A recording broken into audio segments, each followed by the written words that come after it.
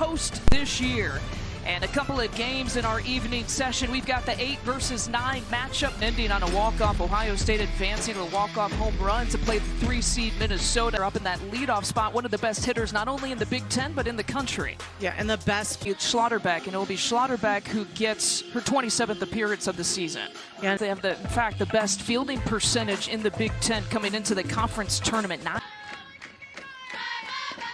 Number 8 seed versus the number 9, the one hopper and one pitch and one out as they get Carter out. To the plate. This is a defense, like you said, that is going to work hard. They're paying.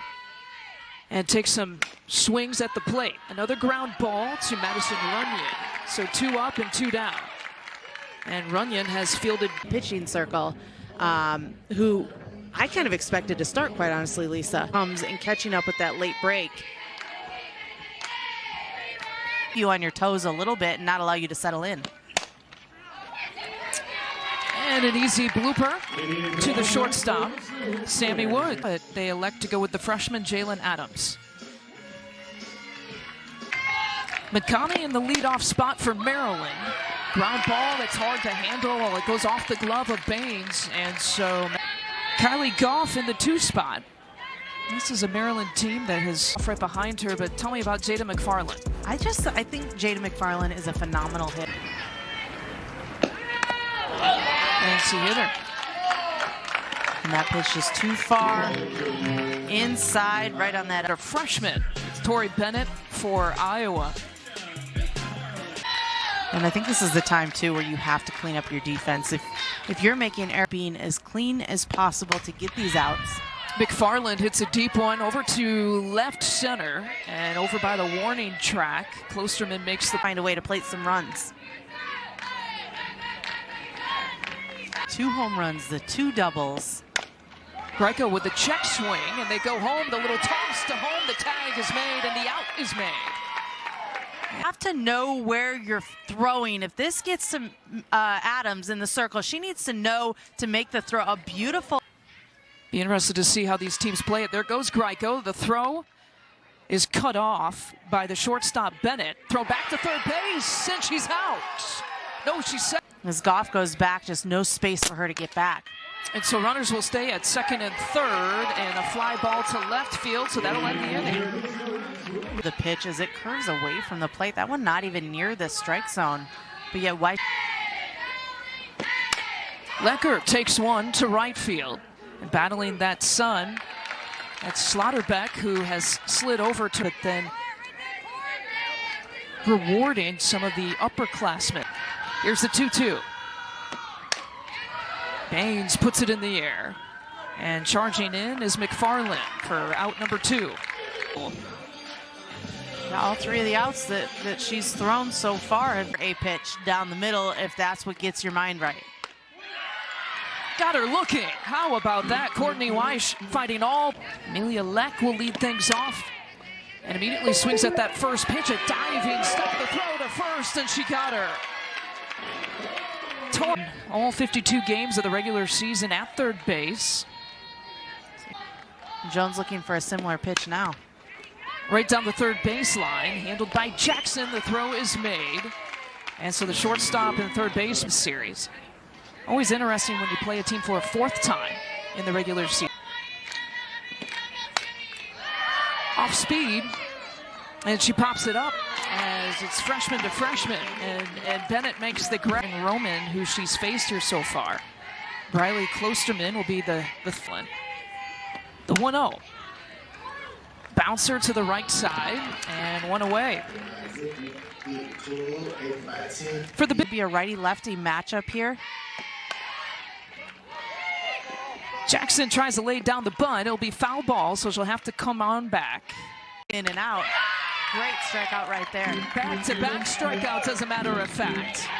And a little fist pump. Weish is Penn State advancing in the second game. We have a pinch hitter in for Courtney Weish, Maryland, but it's Taylor Ligori who will pinch hit for her and barely makes a connection. A slow dribbler handled again by Baines for the first out. So Megan McCamey, who singled in her first time up. Try to go too hard at it. And she walked her. So the first She had seen. And Jalen Adams, pitch number 10, pops it up. It's playable. And coming in to make the play, Avery Jackson, a big out. Oh, in the vicinity. I love it. Didn't even want her to say, you know, you're No question about it. like being definitive. Jada McFarland, there goes the runner. McCamey looking to take second base, and she does. Another stolen base. One of your best hitters now at the plate. McFarland, a rocket shot off the glove of Diaz. McCamey turns the corner, and she's safe back at third. Careful that McCamey doesn't score from third base first. So a lot of things. Fastest base runners, by the way, on first and third right now. And smartest, too. And McFarland's kind of playing with this defense and getting caught in the rundown. McCamey has to get back, and she's thrown out. Beautiful. Here is Weish against Carter for the first time. She grounded out in the first over to Madison. Slaughter back to the righties. And she taps it, just reaches out, and just over the head of the infielders there. Facing Weish, at least for the first time tonight.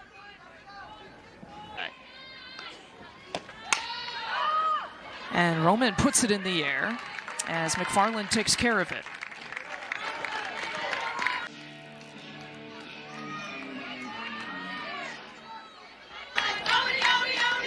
So one out as Tori Bennett's at the plate, almost a diving stop there at the second base position, and here comes Carter sliding head first to third.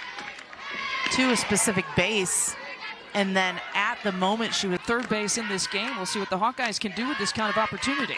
Lecker puts it in the air into the cap. Lecker, and the chase down is there, and Slaughterback makes the play, but Cardinals go up 1-0. Lecker does her job with the sacrifice fly. Generating some offense, a hard shot ball right at the hot corner. Michaela Jones ends the inning. Good play from Jones. play hard and to quote-unquote not know any better, to me is kind of an Average that she's had in her career is this year. And caught the outside corner. Slaughterback just watched that one sail by. offense, if you will, so that she could be herself. Leck pops it up in the infield, and again, battling that sun there on the right side, but Baines does it well. Trinity Schlotterback, you can see back in the circle here for Maryland at a first pitch swing here for Sammy Diaz, who flies out to McFarland for the first out. Cameron Davis in that spot at right field for Maryland. Full count, right back at Schlotterback. Good reaction, and 2 away. You can almost tell when that pitch was. And could potentially pitch a full inning here tonight against Avery. Had been combining for a no-hitter for Maryland. And an off-speed got her. Good inning for Schlotterback here for Maryland. In the bottom of the 5th, grounded out in the 2nd inning between Jones. Remember, there was a 10-pitch at-bat with Goff earlier, and she knocks one to center field. Good play by Roman to perhaps prevent extra base. When I talk here, this is where Adams needs to do it. Woods places down the bunt, and it's a beautiful one. No play can be made in time, and so 2 on with no outs. Hopefully.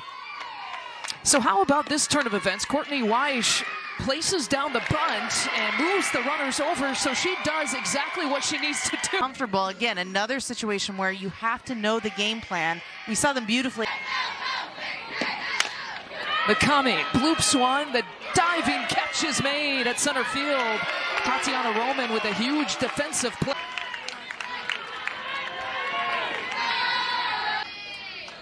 Here's the 1-1. And Goff with the bouncer. The force made at third base off the glove. And Maryland scores to tie it. And the go-ahead comes. Touched the bag at third base and was going for the double play. And Iowa just couldn't convert.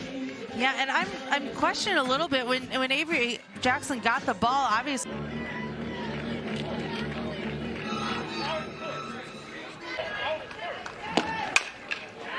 McFarland flies out to center field. The end to score. Well, McFarland would have only been the 2nd out. We'd still be in that inning, so it would maybe overthinking it just a touch. And she taps it down the third baseline, fielded by Jones, out number 1.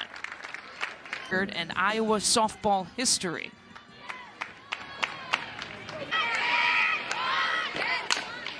Carter bounces one. Tough play to make, and the throw is there. Carter will take second base. 2 strikes on Roman. And she finds the 5-6 hole. Carter will stay put at third base. And Roman pushes her around. She didn't single in the 4th inning. That was against Weish. Somebody with long ball power up either. Into the air at center field. The speedy McFarland chases it down. Carter tags and scores. Swings at the first pitch. There's a gap there in the left corner. And with an RBI double as Iowa picks up a couple. Roman. Did you not? And those are the hard situations when you talk about switching pitchers in Sunwatch. So why not put the pitcher in that they hadn't scored on until they kind of. And connections made. Baines drives it to deep center field over by the warning track. It had either been a scoreless game or a 1-run game up until this last inning. Ground ball out. So they've done a good job against Greco. Just hasn't seemed to really get a handle on that down spin.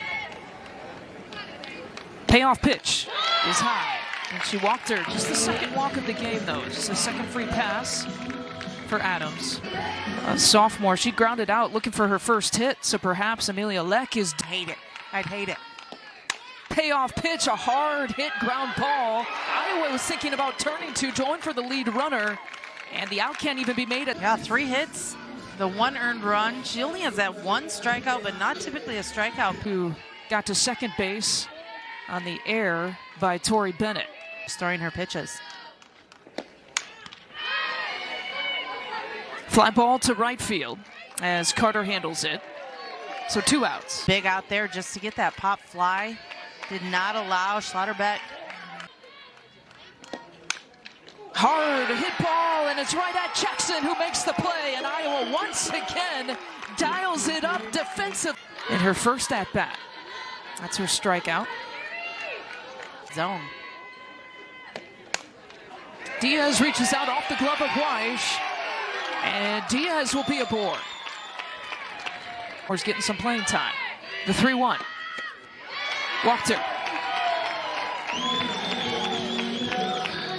First walk of the game. Up to the bat this inning. And that's really where Jackson laying down the bunt. It stays fair. The play is made at first base. Everybody's safe. Greco not crashing enough. Has to make the play quickly. Duster certainly had a lot of at-bats. And she walked her. So Weish walks in the 4th run for Iowa. Carter swings at the first pitch. It drops in. Carter scored. 3 coming home, and the tag is made for the first. As it gets past the outfield, Jada McFarland really makes a good attempt at Carter clearing the bases and blowing this game up for the Hawkeyes. 94. Tatiana Roman, we showed you her single. Hard. You could see with these 2 batters. Roman again places it perfectly. Another RBI for Roman. A couple for her here tonight. Carter has a. And Booker's come in. She's kind of been emerged as the number 3. She's going to throw in the low 6. The 1-1 hard hit ball. And Iowa scores another. Hitting just so contagious. I feel like the wheels falling off a little.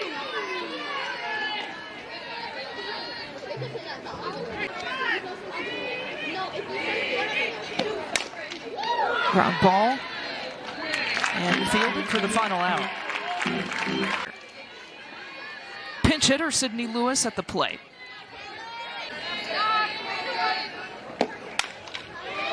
Lewis in the air. And fielded by. Point.